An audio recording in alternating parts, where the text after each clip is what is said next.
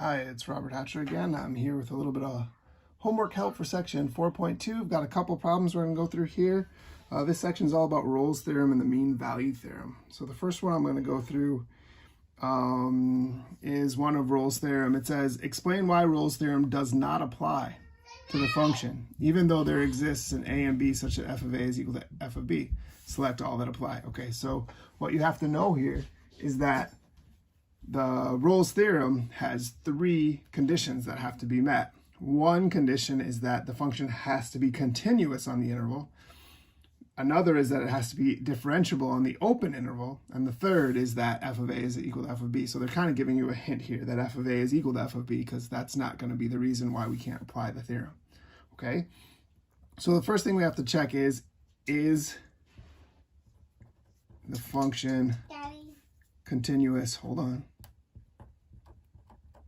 the closed interval from -1 to 1. And it turns out it is. All the things that we checked in the previous section about continuity will apply here.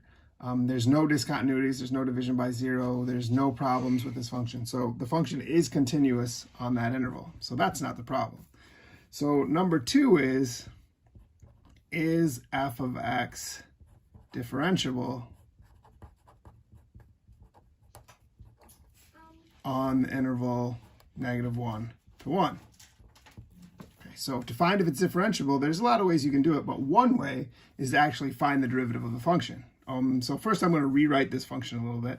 F of x is equal to, and since we're taking the square root of this function and we're cubing the whole thing, we can change it to 2 minus x to the 2/3, all raised to the 3/2 power, right? And now when I take the derivative, f prime of x is equal to the 3/2 for the power rule comes out front. 2 minus x to the 2/3 stays the same. Lower the exponent by 1.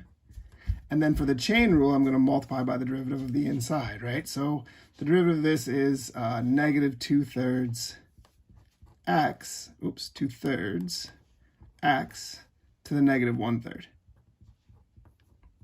Simplifying that a little bit, the 2/3 and the 3/2 will cancel out, right? Except it'll be a negative.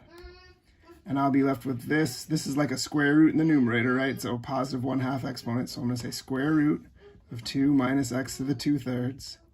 Now this x is to the -1/3 power, so it's in the denominator. I'm going to say it's x to the 1/3. And one way you can look at this kind of problem is you can say, okay, this function is not going to exist. This derivative is not going to exist when x is equal to 0. So this function is not going to be differentiable when x is equal to 0. The original function is not differentiable when x is equal to 0 because the derivative is undefined there. Another way you can look at that is to look at the graph of the function. And I've graphed the function here on my calculator. And what you can see is that at x equals 0, there's a sharp corner. And we've learned before that functions are not differentiable at sharp turns like that, right? At x equals 0 is kind of the peak of this function. So that's another way you can find that function is not differentiable at x equals 0. Back to the problem, remember this function is supposed to be, for the theorem to apply, the function needs to be differentiable on the open interval between the two endpoints of our interval here, right? Between -1 and 1. And it's not differentiable when x is equal to 0. We just decided when x is equal to 0, the function's not differentiable. So the answer to the question would be that the theorem doesn't apply because the function is not differentiable on the open interval. Specifically, it's not differentiable at x equals 0. So we can do a similar thing with the mean value theorem. This one says determine if we can use the mean value theorem, and if it does, find all values of c on the open interval such that the theorem is going to apply, right? Such that the derivative is equal to the slope of the secant line. Okay, so what we're going to do here is first we have to check to see if the theorem applies. So is this function continuous? Well, this is a very familiar function. It's a square root of x, right? So it is definitely continuous on this interval from 0 to 1. No problem. So is the function continuous? The answer is yes.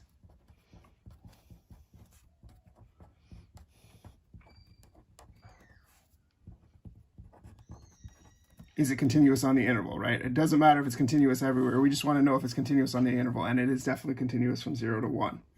The second question is, just like before, is f of x differentiable on the interval?